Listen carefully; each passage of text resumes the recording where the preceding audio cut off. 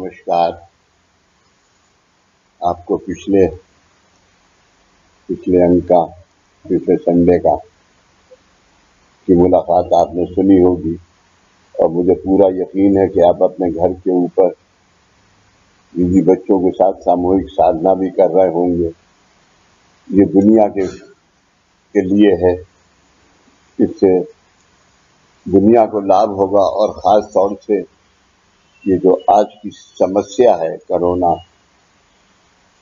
इससे करने वाले से और करने वाले के साथ और जो भी उसके करीब है उन सबको लाभ होगा और उनसे दूसरों को ऐसा जरूर चलेगा। ये थोड़ा एक पैरा ऊपर से चलता हूँ।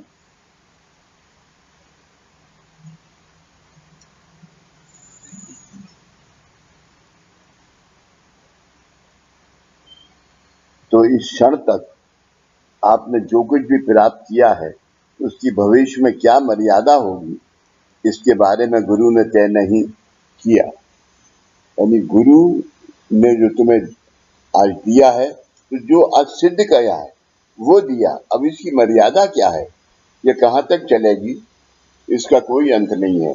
आज दादा ने जो साधन किया, तो दादा ने आज करतूत करके जितना भी साधन तय करके सिद्ध करके आप हम सब भक्तों के लिए रखा है, उसका कब अंत है ये नहीं पता।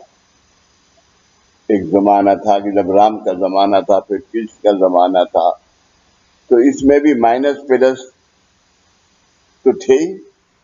अगर कृष्ण थे तो कंस था, अगर अर्जुन थे तो दुर्योधन था।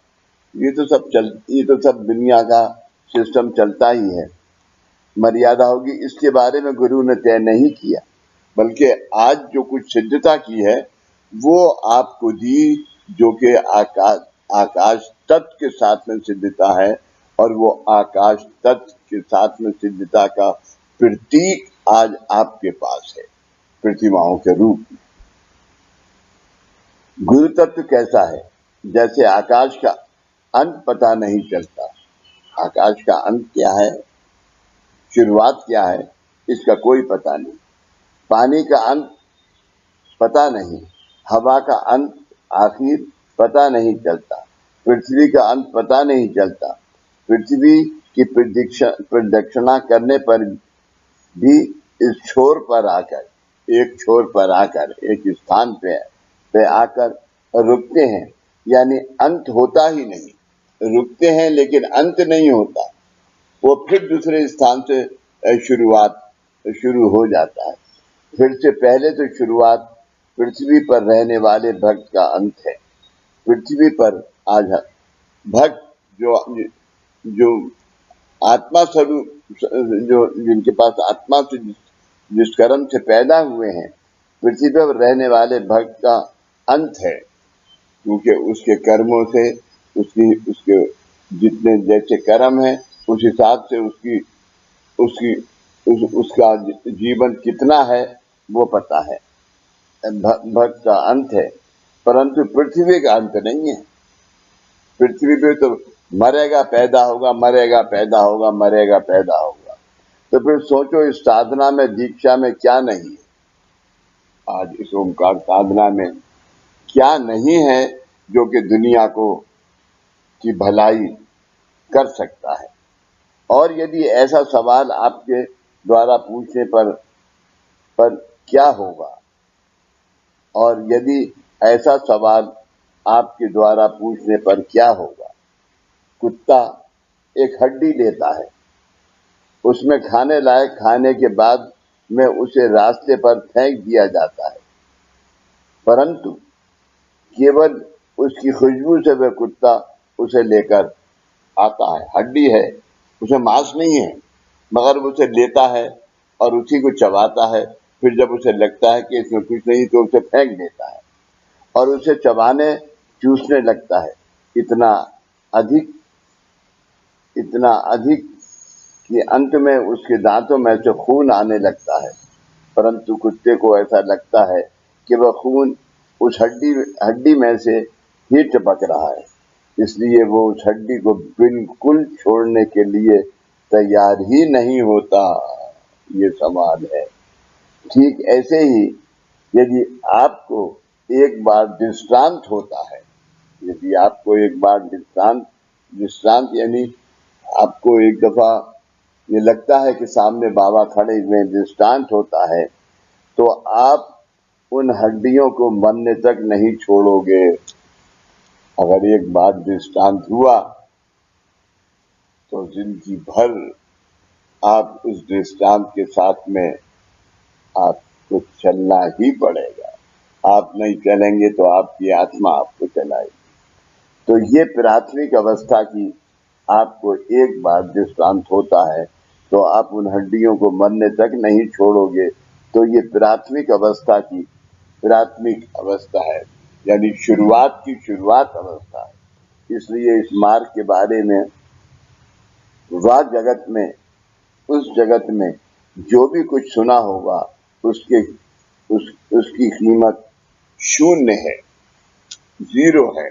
जो उस वक्त सुना होगा आपको वो याद नहीं होगा, उसकी कीमत जीरो है। क्योंकि यदि आपके पड़ोस का व्यक्ति बीमार हो क्योंकि यदि आपके पड़ोस का व्यक्ति बीमार हो या उन्हें कोई आदि व्याधि हो और आपको दृष्टांत हुआ है, इसलिए यदि आप उसके सिर पर हाथ रखते हो तो कुछ भी नहीं होगा, उस आदमी को कुछ भी नहीं होगा। ये दृष्टांत का अर्थ। उल्टा उसके सिर दुखने लगेगा, परंतु मैंने आपको उस दृष्टांत में से बाहर निकाला हो और मार का दृश्य प्राप्त करवा दिया हो, तो आपके केवल दृष्टि से ही उसके दुखों का अंत होगा। जो आज की अवस्था है, ये कामकाज क्या है? ये कामकाज यही है। दादा ने खुद शुरू किया। बाबा ने कहा कि अभी तुम जाओ कामकाज करो। हाजी बाबा के साथ दादा ने कामकाज किया। हाजी बाबा उस जमाने में दादा के माध्यम से कामकाज करते थे, क्योंकि बाबा की शक्ति बहुत थी। बाबा की शक्ति से कामकाज दादा नहीं कर पाते थे, इसलिए वो शक्ति से कामकाज हुआ। और आज की अवस्था ये है कि सेवक की वही अवस्था। सेवक की वही अवस्था क्यों है? क्योंकि जब दादा थे तो दादा ने सबको सेवक बनाया, सेवक से उसे सिद्ध किया, सिद्ध से साध्य किया, और आज वो साधक है। यानी उसी दुआ को परमात्मा की गुरु की देने लायक है। निकाला और मार्ग का दृष्टि प्राप्त करवा दिया, तो आपके केवल मार्ग का दृष्टि, मार्ग यानी मार्ग है क्या, ये क्या रास्ता है, करा दिया, उसके दुखों का अंत होगा और उस अवस्था पर पहुंचना है। आज के दिन जो साधक हैं उनको भी इस अवस्था तक पहुंचना है। अभी आपको ये जो अवस्था प्राप्त हुई है या करवाई है, इसमें और संशोधन करने लायक कुछ भी बाकी नहीं बचा। ये दादा जब धरती पे देह रूप में थे, ये उस वक्त की अवस्था है। आज उस अवस्था का कोई अंत नहीं है। जितना आप लगन से बाबा की दुआ, दादा की दुआ को धारण करके, विभूतियों की दुआ को धारण करके, नाथों की दुआ को धारण करके आप जितना दुनिया को दोगे उससे दुगना। आज 10 रुपए दिए तो 20 रुपए आपको आज ही मिल जाएंगे। अभी आपको ये जो अवस्था प्राप्त हुई है या करवाई है, इसमें और संशोधन करने लायक कुछ भी बाकी नहीं बचा है। तो अब केवल एक साधना और उसमें हमारा केवल गुरु तत्व है। तो उसमें अब केवल एक साधना और उसमें हमारा केवल गुरु तत्व है। उसके अंदर, उसके पीछे गुरु की दुआ है, गुरु का आशीर्वाद है। साधना करने के पश्चात मेरे द्वारा किए गए साधना में क्या नहीं है, साधना करने के पश्चात मेरे द्वारा किए गए साधना में क्या कुछ नहीं है, ऐसा सवाल पूछो। क्या नहीं है कहने पर ही साधना के बारे में अपने विचार कितने व्यापक हो जाएंगे देखो। और इसमें क्या है, केवल गुरु हैं, केवल गुरु हैं, केवल गुरु हैं। आरती सुनी है आपने पंत महाराज की, गुरु ही संपत्ति गुरु ही विपत्ति, गुरु ही संपत्ति गुरु ही विपत्ति, गुरु बिनु अन्य देवत नाही, गुरु बिनु अन्य देवत नाही, गुरु ही संपत्ति गुरु ही विपत्ति, गुरु ही संपत्ति गुरु ही विपत्ति। तो गुरु को हर वक्त आगे रखना चाहिए, खाते वक्त, चलते वक्त, पूजा करते वक्त। मैं आज मुलाकात के लिए बैठा हूं तो पहले मैंने मुलाकात के लिए गुरु से प्रार्थना करी, अब मैं बैठा हूं आपसे बात करने के लिए। केवल गुरु हैं, कहने पर हमारा काम खत्म। परंतु इस साधना में क्या नहीं, इसमें ब्रह्मांड है, विश्व है, उसको जानना, समझना, उसका अनुभव लेना है। केवल साधना के अनुभव एहसास किया, इसका मतलब आपने सिद्धावस्था प्राप्त कर ली। साधना का अगर आपको वास्तव में एहसास होता है, आपको फीलिंग होती है, आपकी थर्ड आई में स्पार्क आपको नजर आता है, तो इसका मतलब ये है कि आपने साधना की सिद्धावस्था प्राप्त कर ली है। कोई जरूरी नहीं है कि ये बात दूसरा आदमी आपसे कहे और आप दूसरे आदमी को कहें कि मैं सिद्धावस्था में हूं। ये उसको खुद को एहसास होगा, ऐसा आपको सोचना पड़ेगा। सिद्धावस्था कर ली, ऐसा नहीं।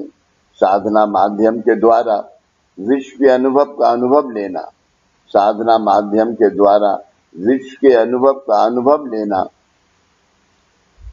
खगोल शास्त्री क्या करता है, एक दूरबीन लेता है और जो ग्रह हमसे कोसों दूर हैं, जिन्हें हम केवल अपनी आंखों से देख नहीं पाते, उनके इस विश्व का कार्य वो बता पाना संभव नहीं होता। इस दूरबीन के माध्यम से वे उन ग्रहों को करीब लाते हैं। उस ग्रह को नजदीक लाया, इसका मतलब क्या उसने अपना स्थान छोड़ दिया? नहीं, तो वहां पर नहीं है, परंतु हमारे ही ग्रह स्थान पर ना होने से वे ग्रह दूर हैं, ऐसा लगता है। आज तक संशोधन कैसे किया गया, वे चांद पर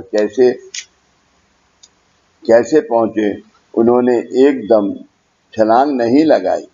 प्रथमता कुछ सालों तक उन पर अध्ययन किया गया। हजारों लाखों वर्षों से सूर्य चंद्र प्रकाश दे रहे हैं और उससे इस पृथ्वी का पालन पोषण हो रहा है। तो ये कैसे होता है, उसके लिए कौन सा माध्यम लिया गया? आंखें हैं, यानी सब कुछ दिखता है, ऐसा नहीं। आंखें से देखने की क्रिया करनी, आंखों से देखने की क्रिया करनी, परंतु जो दूर है उसे माध्यम के उपयोग से नजदीक लाना और उसकी माध्यम द्वारा, जैसे उन्होंने चांद को टेबल तक लाया, ठीक वैसे ही आपकी साधना माध्यम किस लिए था? तो विश्व में असंख्य विषय हैं, तो विश्व में असंख्य विषय हैं, उनमें आप भी एक उनमें आप भी एक असंख्य विषय हैं, उनमें आप भी एक विषय हो। जानवर, दिन रात, खाना पीना, नौकरी, दुनिया के विषय हैं, उसमें इंसान भी एक विषय है।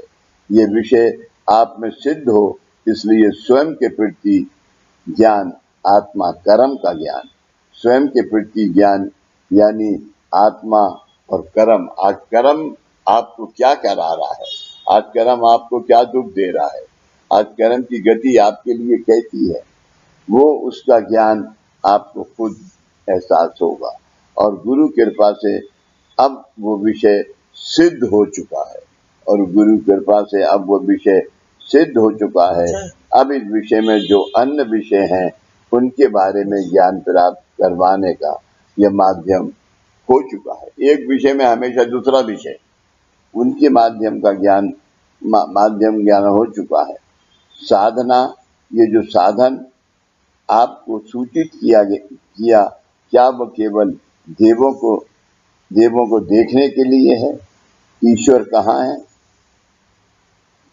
आज किसी को ये खड़ा किया और वहां की अंधे व्यक्ति की आंखें चाहिए तो लाख रुपए देता हूं, तो क्या आप आंखें दोगे?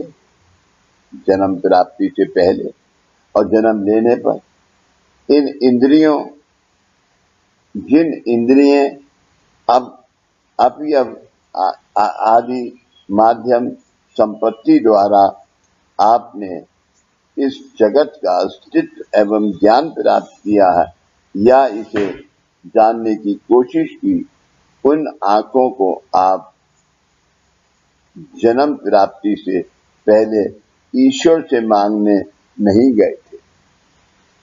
यह ईश्वर की देन है, यह ईश्वर ने आपको प्रदान किया है देखने के लिए। यह जन्म के पश्चात भी मांगने नहीं गए थे, परंतु आप जन्म के पश्चात आप इस जग को देख पाए, जन्म के पश्चात आप इस जग को देख पाए, जान पाए, और उसके लिए इस ईश्वर ने आपको अनजाने में ही उन्हें आपके माध्यम में सम्मिलित किया। क्योंकि आपकी आत्मा, आज आपकी आत्मा मरने के बाद भी फिर से कैसे आज आती है, उसके बारे में ये बात है।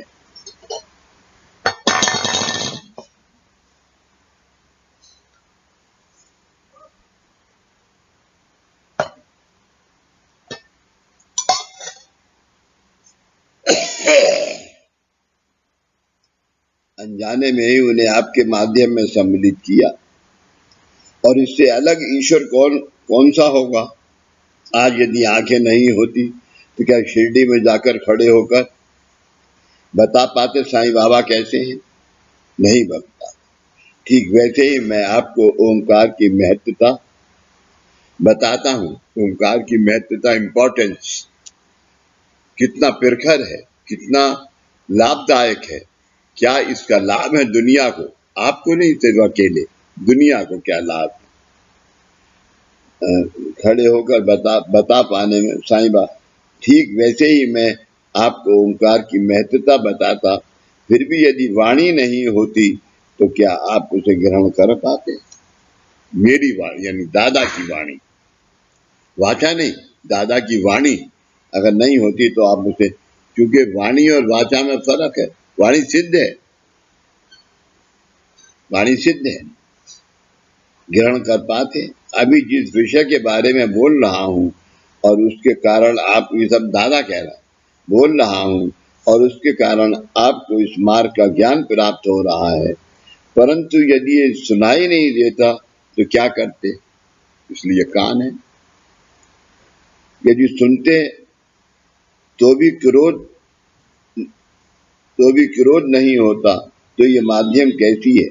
इसलिए हमारे बिना मांगे हमारे लिए क्या अत्यावश्यक है, क्या जरूरी है, इसका पता ईश्वर को पहले से ही था।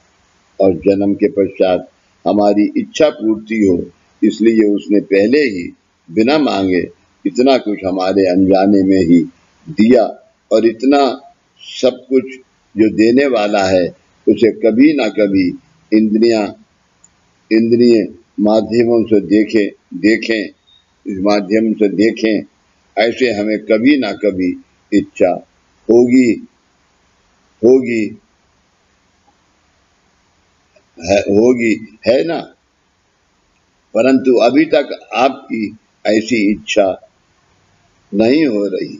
जिसने ये इतना सब कुछ दिया, जिसने इस जग का निर्माण किया, उस जगत को हमने देखा, परंतु इस जग को निर्माण करने वाले को हम कब देख पाएंगे।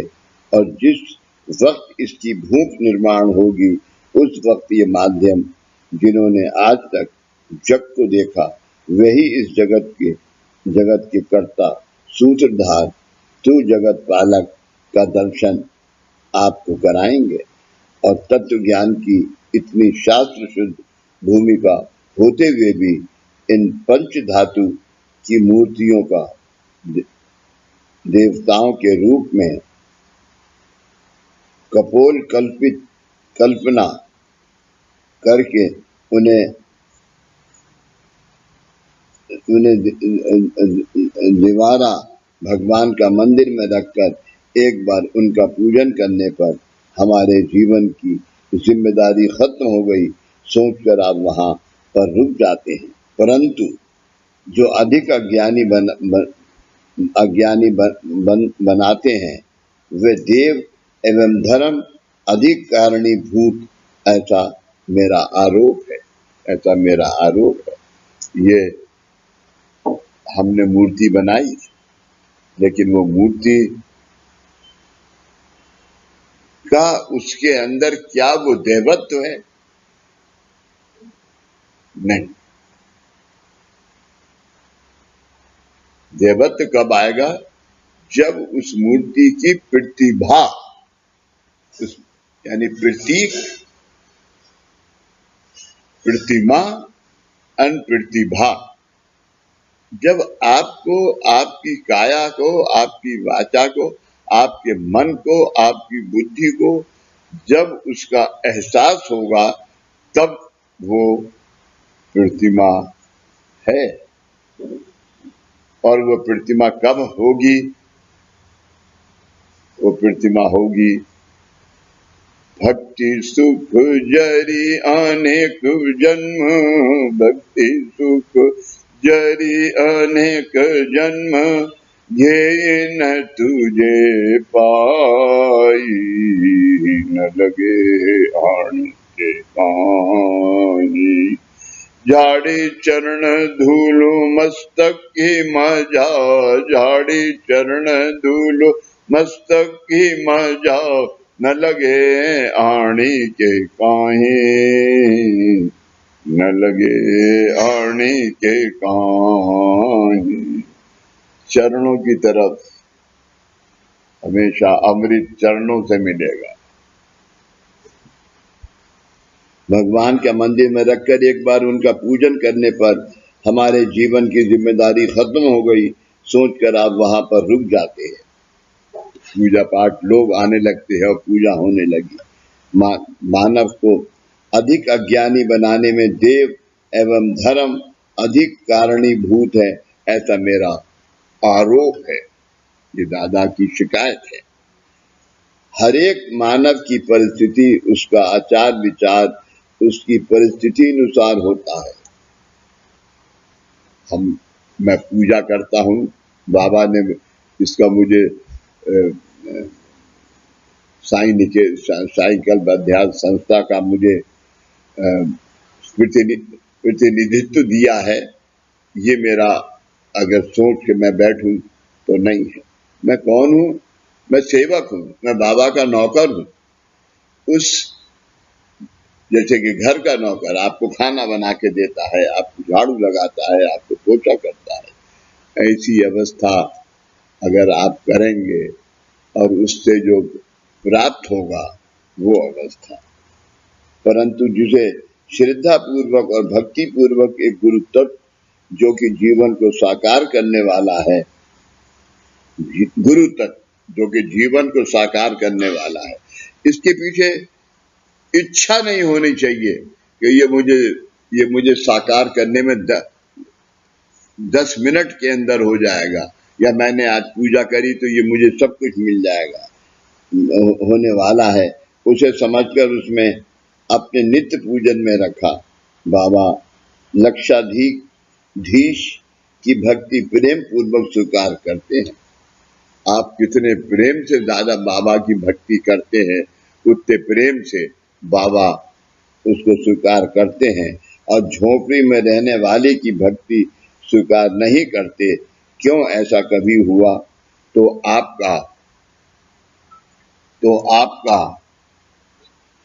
आपका ईश्वर जो आपकी इंद्रियां माध्यमों में स्थित है, तो आप जब उसकी पूजा करने के लिए बैठते हो तो एक क्षण के लिए सोचो कि क्या मैं इनकी कृपा के पात्र हूँ, और ऐसा होने के बावजूद भी यदि वे मुझ पर कृपा करते हैं तो फिर मैं दूसरों पर क्यों ना करूं।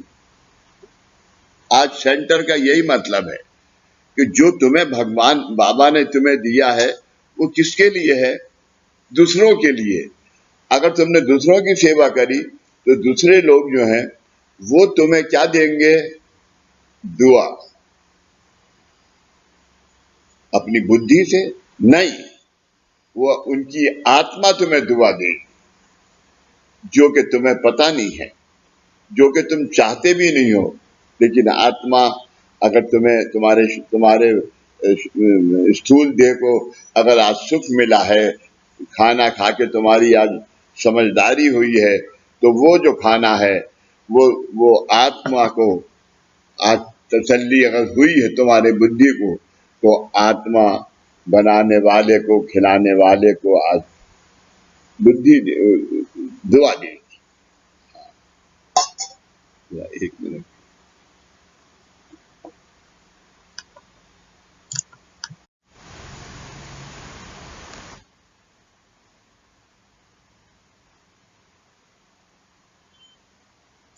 आंखें नहीं कर पाती, यानी हर एक माध्यम का जो खास गुण धर्म है, जो कि ईश्वर का वैश्विक है, और उन वैश्विक माध्यमों द्वारा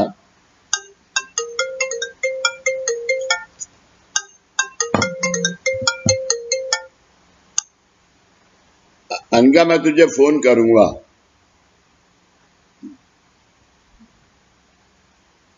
माध्यमों द्वारा उसने जो भी कुछ वरदान किया है उसे जानने के लिए, समझने के लिए ये साधना, ओंकार साधना है।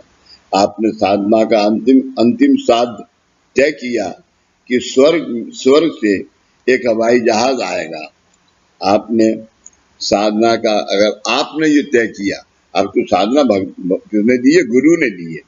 आप उस साधना के काबिल नहीं थे, तो आप एक गुरु तत्व को, गुरु ने पहले आपको शुद्ध किया, शुद्ध करने के बाद आपके कोशों को शुद्ध किया, उसके बाद आपको उसमें दीक्षाएं दी, और गुरु दीक्षा के जरिए आज आपको साध्य किया। यानी आप जो आज गुरु ने कार्य किया उसका अंश छोटा सा आप आज दुनिया को देंगे, जिससे दुनिया सुखी हो जाएगी। और अब वो समय आ गया जो कि बाबा ने किया था। आज बाबा को 100 साल से ज्यादा हो गया, और आज के दिन जो मुसीबत है कोरोना, ये 2 दिन में जाने वाला नहीं। आज जिस कर्म से तुम मरे हो उसमें तुमने क्या दूसरों को सुख दिया? नहीं, तुमने अपने सुख की सोची और चोरी करी, डकैती करी। तो तुम्हारे ऊपर जिस कर्म से तुम मरे उस कर्म को आज भुगतने के लिए ऐसी ये महामारी 100 साल के बाद, जब बाबा धरती पे थे तब भी आई, आपको लेकर जाएगी। ऐसी भ्रामिक कल्पनाओं से भरे दिमाग में मैं कुटने वाला नहीं हूं, यानी कुटने वाला आप मुझे ऐसी बातें बताएंगे, ऐसी बातें मुझसे पूछेंगे तो मैं उसको मानने को तैयार नहीं। आपको क्या लगता है कि परमेश्वर कहेगा चलो हम वैकुंठ में चलते हैं और पत्ते खेलते हैं क्योंकि क्योंकि मेरा टाइम पास नहीं हो रहा है या तुम्हें मुझसे बहुत ही लगाव हो गया है इसलिए चलो मेरे साथ। ये जानबूझकर क्यों बता रहा हूं तो वसंत राव इत्यादि लोग कार्यारंभ से मेरे साथ हैं।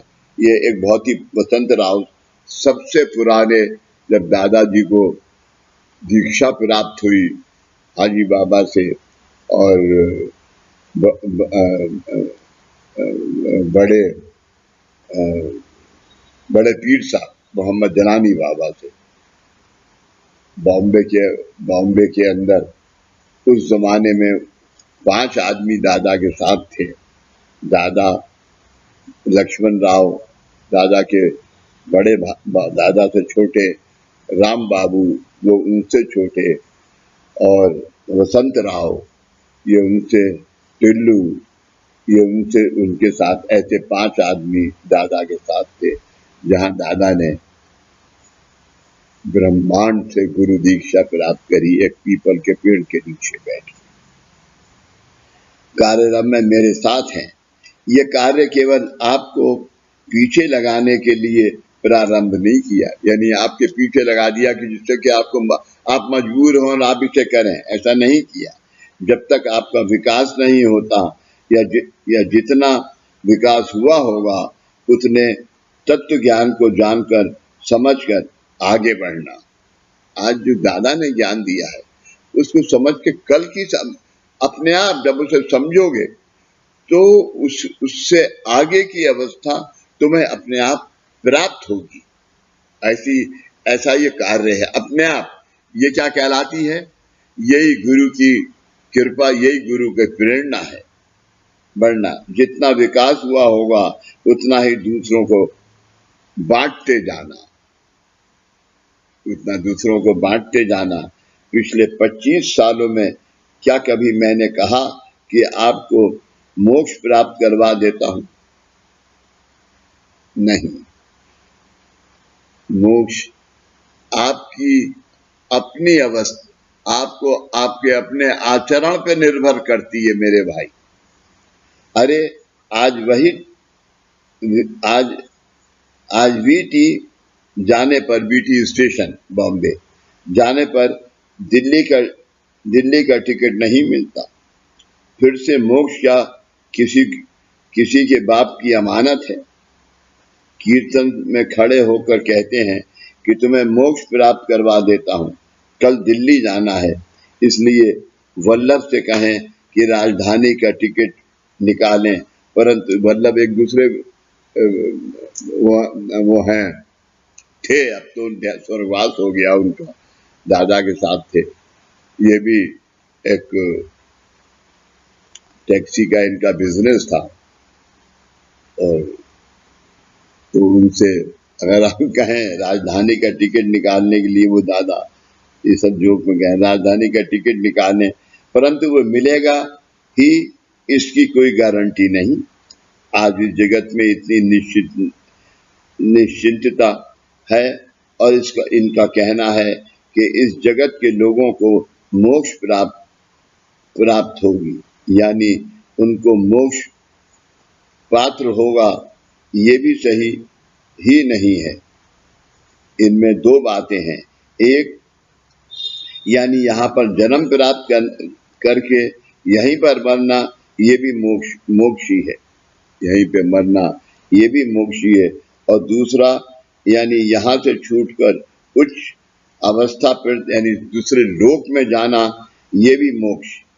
परंतु सद्य परिस्थिति में हमारे हिस्से जो मोक्ष आया है वह ऊपर वाला ना होकर नीचे वाला है, उसे कपाल मोक्ष कहते हैं। जो कि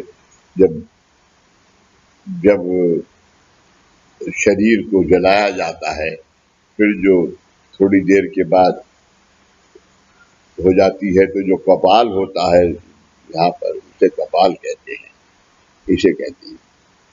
मरना है मोक्ष, और दूसरा यानी उससे छुटकर उस अवस्था में जाना भी मोक्ष। परंतु सद्य परिस्थिति में हमारे हिस्से जो मोक्ष आया है वह ऊपर वाला ना होकर नीचे वाला है, उसे कपाल मोक्ष कहते हैं। यानी आज ऊपर जाके तो तुम्हें परमात्मा जो तुम कर्म करके आए हो उससे तुम्हें छुटकारा दिलाने की सोचता है, वहां तुम्हारे दुखों को कम करता है। लेकिन यहाँ तुम जब जन्म लेते हो तो उसको दुगना कर लेते हो। आज 7 जन्म लेते लेते वो 7 गुना हो गया है। यानी आज तुम जो जिंदा हो वो सिर्फ कितने % पे जिंदा हो? 15% पे। 15% प्लस है और 85% माइनस के कर्म तुम्हारे साथ है। जोंगला जवार एक धान है, ज्वार एक धान है, उसमें महाराष्ट्र में ज्वार सबसे ज्यादा होती है। शिरडी के अंदर आज के भी अगर होटल में जाओगे तो ज्वार की रोटी तुम्हें पहले पेश की जाएगी। ये ज्वार, अगर तुम कहोगे थाल लाओ तो उसमें ज्वार की रोटी होगी। फिर तुम जब तक के गेहूं की रोटी नहीं मांगोगे वो नहीं देगा। एक धान है, उसमें एक गुरु धर्म होता है, उसमें एक गुरु धर्म होता है। कौन सा गुरु धर्म? तो यदि उस धान को बोया जाए तो वह आपको कई अधिक गुना प्राप्त होता है, उससे ज्यादा बाजरा, गेहूं तो उससे भी कम, धान गेहूं से ज्यादा होता है। ठीक वैसे ही आपको आपको माध्यम भी गुरु बीज है। माध्यम भी आप माध्यम है, मध्यस्थ हैं आप। आज सेवक गुरु के बीच में आप, भक्त के बीच में आप मध्यस्थ हैं, बीज हैं। उन्हें एक बार बोने पर संपूर्ण त्रिभुवन आपको आपको शरण आएगा। यानी आज गुरु ने, आज यहाँ दुनिया नहीं आती यहाँ, और आपको ये एडवर्टाइजमेंट नहीं करते, लेकिन आदमी अपने आप आता है। एक ने दूसरे को कहा, दूसरे ने तीसरे को कहा, तीसरे ने चौथे, और वो यहाँ पर कामकाज के लिए और अपने दुख के लिए आता है। लेकिन उसके आने की पहचान किसको है? उसको कौन बुलाता है यहाँ? बाबा, साईं बाबा। और जिस दिन वो उसका विचार होता है यहाँ आने का, उस दिन से उसका कामकाज शुरू हो जाता है और उसको शांति मिलती है यहाँ आने के बाद। आप में से कितने ही आदमी हैं जो कि आप मुलाकात सुनने को यहाँ बैठते हैं, तो आपको आपकी बुद्धि को नहीं, आपकी आत्मा को शांति मिलती है। गुरु बीज है, उन्हें एक बार बोने पर संपूर्ण त्रिभुवन आपकी शरण आएगा। परंतु आज तक जगत को आपने स्थूल ज्ञान से देखा है। स्थूल यानी जैसे कि ये आपकी देह है, स्थूल देह है, इस ध्यान से देखा है। परंतु ये देह तो कर्मों से ढकी हुई है। ये देह तो सिर्फ एक ही है, इसकी इच्छा वासना बहुत है।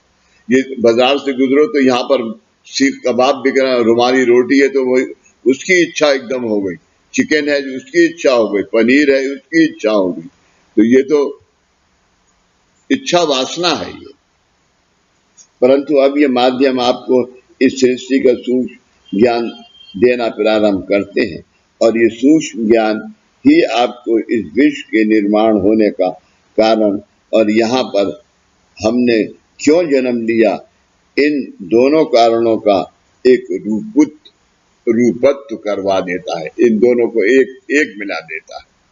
यानी आज की अवस्था में आप गुरु मार्ग में जो जिंदा हैं, वो दोनों अवस्था आपके पास है। कौन सी? ब्रह्मांड एंड पिंड।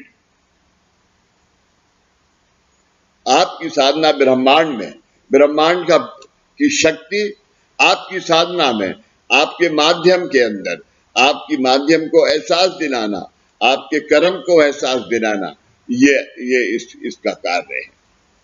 आज तक आपने इस जगत के बारे में केवल स्थूल रूप से ही विचार किया, यानी आज तक आप केवल स्थूल अवस्था ही अनुभव किया। उसी प्रकार से साधना मार्ग में भी आप आज तक स्थूल अवस्था से ही गए, परंतु आप अब आपका विचार वही था, वही रहा, लेकिन बाबा का विचार नहीं बदला। उन्होंने आपको स्थूल देह की जगह आत्मदेह देह के साथ में जोड़ते चले गए, स्थूल देह के मुंह वो मुक्त करते चले गए। परंतु आपकी साधना के सूक्ष्म अवस्था का प्रारंभ हुआ।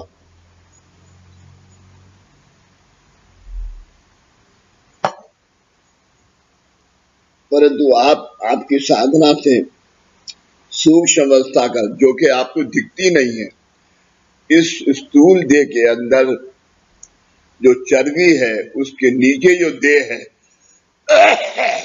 वो स्थूल देह है। आज इस साधना से जो फैट है, वो अवस्था, वो फैट आज धीरे धीरे साधना करते, न्यास करते करते खत्म हो गए। तो स्थूल देह और साधना और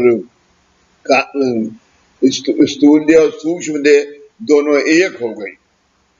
जब स्थूल और सूक्ष्म एक हो गई तो कारण आपके जन्म का कारण उदित हो गया, और उसके लिए दादा ने आपको कारण दीक्षा। स्थूल अवस्था में क्या किया? तो क्या काया वाचा मन का एक रूपत्व किया? काया वाचा मन को कार्य नहीं होता। देह में जो 19 माध्यम है, उनमें से जो कार्य निरंतर जारी रहता है, उसकी कार्य को काया वाचा मन करता रहता है। 19 माध्यम, 5 कोश, 5 तत्व, ऐसे 19 माध्यम है। वो 19 माध्यम आपके पूरे देह को, आपकी बुद्धि को आप गवर्न करते रहते हैं। ये पानी का गिलास है, इसका क्या कार्य है?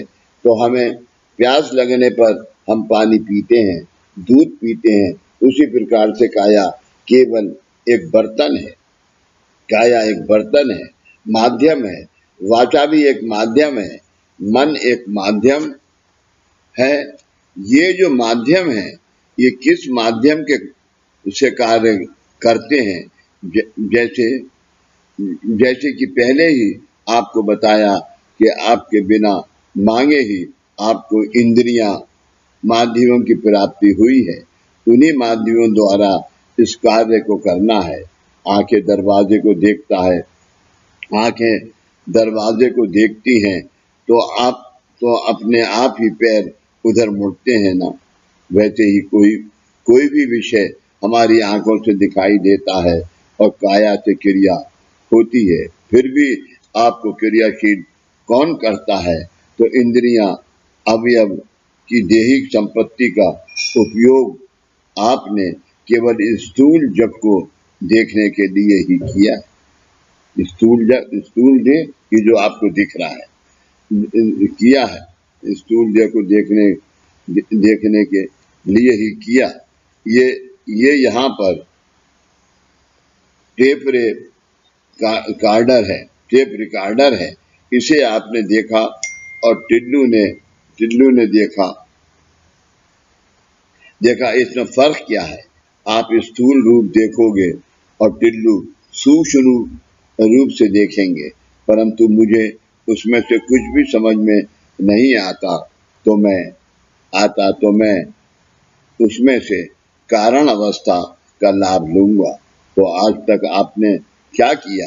तो स्वयं का जीवन और दूसरों के जीवन एवं जिसने हमें जीवन दिया, उसे केवल स्थूल अवस्था से देखते गए। इतनी संख्या में जप करने पर देव प्राप्त होता है, काशी जाने पर मोक्ष मिलता है, पापों का नाश होता है, परंतु बनारस की साड़ी गठरों को गंगा में छोड़ा गया। इसलिए यदि घर पर ही आचमन करें तो क्या बुरा है?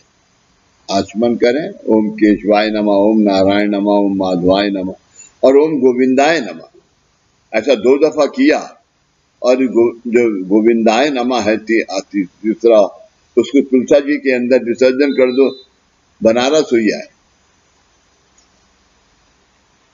घटों का गंगा में छोड़ा गया। इसी यदि घर पर ही आचमन करें तो क्या बुरा है। मुंह से गंगा कहने पर गंगा होती हैं, परंतु उसके लिए मरने के लिए काशी में ही जाकर गंगा पीनी होती, पी लो। तो वह स्थूल अवस्था थी। स्थूल अवस्था से काया वाचा मन का एक रूपत किस लिए किया गया, ताकि सूक्ष्म अवस्था का प्रारंभ हो।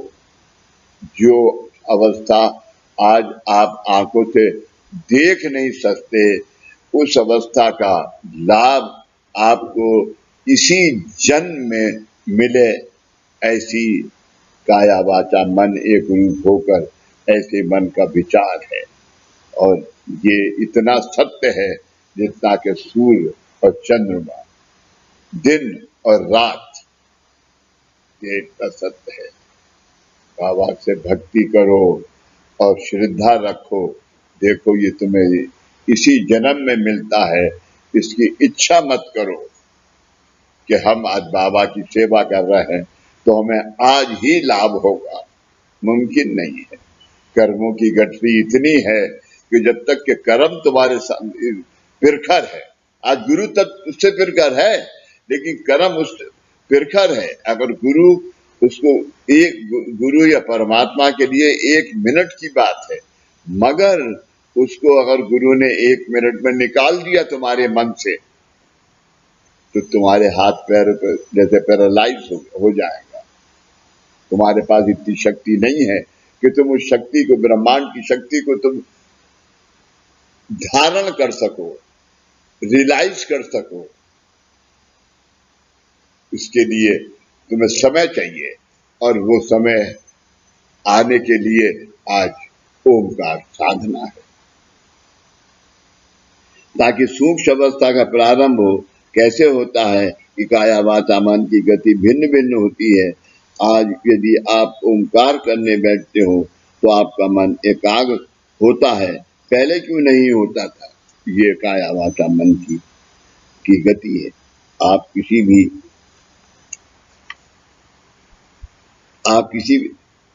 युगन, जल्दी तो नहीं है तुझे, पक्की बात। फिर मैं 2 मिनट नीचे लगा देता हूँ, मैं नीचे लगा लेता हूँ। हाँ, आप करो, वो जरा देख भी लो।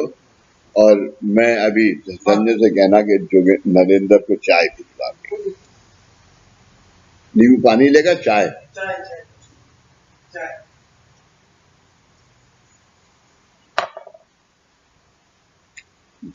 ये ले।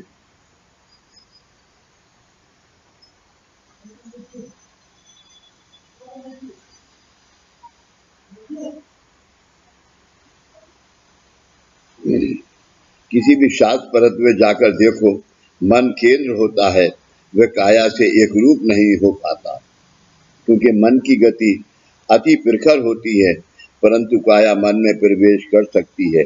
ऐसा कहने के बजाय काया को मन में ले जाना पड़ता है। काया पर दीक्षांत विधि करने से क्या होता है, तो काया की गति दीक्षा की गति बन जाती है। तो काया की गति दीक्षा की गति बन जाती है। और गुरु गति क्या होती है, सबसे गतिमान क्या होता है, तो प्रकाश ये जो यहाँ होता है। हमारे जीवन में गुरु कृपा होने पर जीवन में प्रकाश दिखाई देता है ना, तो फिर सबसे हाईएस्ट गति कौन सी हुई, गुरु गति। और वो गति दीक्षा के तौर पर प्राप्त होने पर काया का अस्तित्व कहाँ पर होगा, कैसे प्रोसेस है, कैसा प्रोसेस है, देखिए। अब मन के बारे में सोचना खोजने की कोई जरूरत नहीं। वृथाकरण पहले करते वक्त क्या होता है, काया वाचा मन, इनकी 3 भिन्न भिन्न गति होती हैं। जरा सोचो, हम 2 पैरों से चलते हैं, चलने में एक तालमेल होता है। यदि दाहिने पैर में चोट लगती है, बोल दिया लगती है तो उसका भार बाएं पैर पर आता है, क्योंकि दाहिने पैर में चोट चोट होने से वो पैर दुखता है, फिर चलना संभव नहीं होता और फिर बाएं पैर पर भार आता है भार आता है। तो पहले आप बाहर जो सेवा साधना करते थे वो आज भी कई लोग बाहर करते हैं, तो वहां पर वे काया पर बंधन डालकर काया को अपाहिज लंगड़ा कर देते हैं। अब काया के लंगड़ा होने पर अपने आप ही उसका भार मन पर आता है। इसलिए इस तरह की उपासना करने वाले व्यक्ति का माथा 12 महीने ओसैल होता है। वे शांति से प्रेम पूर्वक बातें ही नहीं कर पाते। जो व्यक्ति भक्ति मार्ग में होता है वो तरकट ओसैल मुंह फट ही होगा, ऐसा माना जाता है। जिस प्रकार से सुतेश थन की मात्रा लेने पर पित्त कम होता है, वैसे ही उस मात्रा को लेने पर पित्त उबलने लगता है। तो ये व्यक्ति आपको कभी भी शांत नहीं दिखाई देगा। उसकी ओर देखने पर ही पता चलता है कि हाई प्रेशर गेज है। इसलिए आप कुछ भी बोलना उत्तम है, परंतु इसके बारे में कोई भी जानना नहीं चाहता कि ऐसा क्यों हो रहा है। यद्यपि देह की धारणा निसर्गता ही होती है, फिर भी हम निसर्ग पर नियंत्रण नहीं कर सकते। उसे केवल हमारे अंदर समायोजित करना संभव है। हमारे माध्यम को इतना नैसर्गिक करना है। इसके लिए साधना हमारे जन्म निसर्ग परत में होने के बावजूद हम निसर्ग को समायोजित नहीं कर पाते। इसका क्या कारण है? तो उन नैसर्गिक तत्वों का एक प्रमाण है।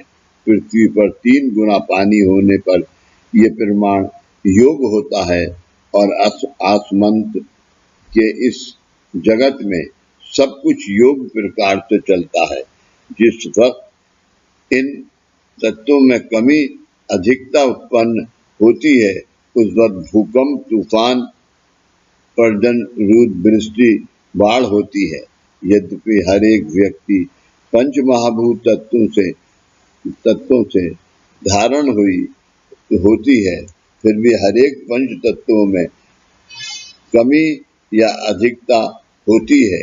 आप निसर्ग परत में जन्म लेते हो, निसर्ग में जीवन व्यतीत करते हो, फिर भी आप अपने काया वाचा मन को निसर्ग के एक रूप नहीं कर पाते। इसलिए प्रारंभ में जो भी कोई दीक्षांत विधि किए गए, उस वक्त आपने 5 तत्वों में निसर्ग परत में जो भी कमी अधिकता की विषमता थी, उसे निसर्ग से जोड़ दिया गया। ऐसा क्यों किया गया? तो आपकी जो सूक्ष्म अवस्था है उसे भविष्य में आपको इस जगत के कल्याण के लिए कार्यान्वित करना है। जो आज की अवस्था है करना है, जो कार्यान्वित करना है, भविष्य में करना है। इसलिए जब तक आपके देह के 5 तत्वों को निसर्ग के अनुरूप नहीं किया जाता, तब तक आप एक निसर्ग रूप नहीं हो सकता और उसके बिना निसर्ग में जो दुख है उसका आप निवारण नहीं कर पाएंगे। तो आप जब अपने जीवन को निसर्ग परत में व्यतीत करोगे और अपने 5 तत्वों परत में दूसरों का कल्याण करते वक्त उसमें जिस तत्व की कमी होगी उसे पूर्ण करने के लिए आपको अपने उस तत्व को उसे देना होगा, जो कि कार्य में रोज चलता है, जो काम काज करता है, उसको इस बात का एहसास आज होता है और उसके कारण आप में उस तत्व की कमी होगी। परंतु आपको निसर्ग से जोड़ने के कारण आपके अंदर उत्पन्न हुई उस तत्व की कमी को ये निसर्ग पूर्ण करेगा, भर निकालेगा। अब भविष्य में इसी पद्धति से जाना है, यानी जो रंजले त्यासी मणे जो आपुले, ये मराठी में है, तोची साधु ओल खावा देख तेरी जानवा। आप जीवन जीवना आप जीवन आरंभ शुरू में मार्गदर्शनार्थ आए थे, जीवन मार्ग के दर्शन करने आए थे। उस वक्त आपने आपके अनजाने में ही जिन किन्हीं दीक्षाओं विधि को अंगीकार किया, उस वक्त आपके पांचों तत्वों की विषमता को निसर्गानुसार समान किया गया और उसे निसर्ग से एक रूप किया गया, जिससे आपका साधन सिद्ध हो गया और अब आपको किसी भी अन्य साधन की आवश्यकता नहीं है। इतनी बड़ी पुण्याई गुरु ने आपको बगैर आपसे कुछ मांगे, बगैर सोचे आपको प्रदान की है। आप इसे मामूली ना समझें और मेरी बात को फिर से ध्यान दें कि आज की अवस्था में ये कोरोना, ये अवस्था बहुत प्रखर है और दुनिया को बहुत इससे दुख होने वाला है। ये ना हो, इसलिए सुबह और शाम भी अगर हो सके तो साधना करें। ये साधना आप करेंगे तो ये दुनिया को इस साधना का लाभ होगा, ऐसा मेरा मानना है। मैं अब इसको पूरा करता हूँ और अगले हफ्ते आपसे फिर इसी उसमें मिलूंगा। हो सकता है कि जब तक शायद अगर ज़रूरी समझा, ठीक समझा, तो आपको यहाँ आने का भी निमंत्रण दूंगा। मगर अभी मैंने 18 तारीख से कामकाज शुरू किया है, कर रहा हूँ, जो कि टेलीफोन से होगा। आप मुझे व्हाट्सएप के ऊपर टेलीफोन करिए ताकि आप मेरी शक्ल, मैं आपकी शक्ल देख सकूं। और उसके बाद अगर मुझे ज़रूरत होगी तब मैं आपको यहाँ बुलाऊंगा, नहीं तो मैं आपको टेलीफोन पे निराकरण दूंगा और आप उस निराकरण को फॉलो करें। फर्ज कर लीजिए कि मुझे आपको प्रसाद देना है या कुछ देना है, तो मैं ज़रूर आपको यहाँ बुलाऊंगा, नेक्स्ट डे बुलाऊंगा। लेकिन जिस दिन मैं बुलाऊंगा, एक परिवार से 2 आदमी से ज़्यादा मेरे पास नहीं आएंगे, ऐसा मेरा आपसे फिर विनती है। उस वक्त मैं आपको देके ये समझाऊंगा, लेकिन जो कुछ मैं आपको कंप्यूटर और के माध्यम से आपको इसका सुख पहुंचा सकता हूं, वो ज़रूर पहुंचाऊंगा। आप इससे इत्मीनान रखें। और मेरी आपसे एक विनती है कि आप जब भी कामकाज के लिए मुझे फ़ोन करें, उसके लिए आप अपने घर की पूजा में बाबा के फोटो के सामने, प्रतिमाओं के सामने आप एक नारियल, श्रीफल, 2 पान के पत्ते, 1 सुपारी और 11 रुपए का बीड़ा बाबा से लगा के और ज़रूर ये प्रार्थना करें कि मैं आज कामकाज कर रहा हूँ, जो कि उसके लिए ये बीड़ा लगा रहा हूँ, आप इसको करिए। ऐसा मेरी आपसे हाथ जोड़ के विनती है। सदा सर्वदा योग तुझा गढ़ावा, तुझे कारणी देव माझा पढ़ावा। उपेक्षु नको गुणवंता अनंता, रघुनायका मा गणेची आता। उपासनेला दृढ़ चाल भावे, भूदेव संतासी सदा न भावे। सत्कर्म योगे वैवाल भावे सर्वामुखी मंगल बोल भावे जा जा ठिकाणी मन जाए माझे त्या त्या ठिकाणी निज रूप तुझे मीठे विदो मस्तका ज्या ठिकाणी ते ते तुझे सत गुरु पाए दानी सच्चिदानंद सदगुरु साईनाथ महाराज की जय। श्री गुरुदेव दत्त सदानंदाचार्य एलकोट सच्चिदानंद सदगुरु श्री पंत महाराज की जय। श्री गुरुदेव दत्त श्री सद्गुरुनाथ दादा महाराज की जय। श्री गुरुदेव दत्त।